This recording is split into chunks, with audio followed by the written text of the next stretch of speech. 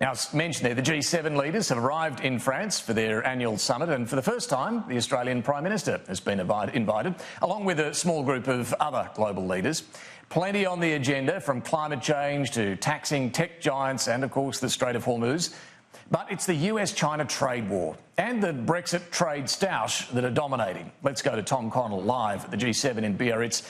Tom, a pretty unified message from the leaders there to Donald Trump and to China's Xi Jinping about their trade war.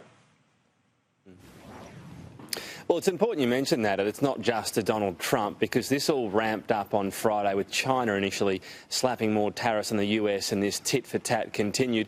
It's also important to stress that nobody that follows Donald Trump would think he was going to come here to the G7, hear concerns and say, well, good point, all right, I'll pack up, I'll go home, I'll stop the trade war. But there would have been some hope perhaps he'd temper some of these tariffs, particularly at the moment with some of the shocks going through share markets and some of the worrying signs in economies as well.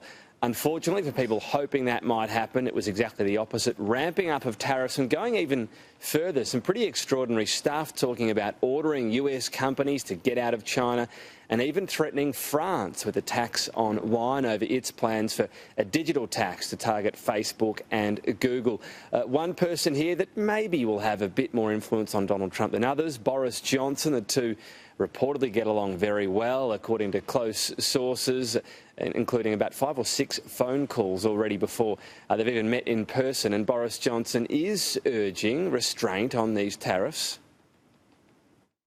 I'm very worried about the way it's going, the growth of protectionism, of tariffs that we're seeing. The UK thrives mightily on being an open, outward-looking, free trading nation. That's what we're going to be promoting, because I think it's good for the world.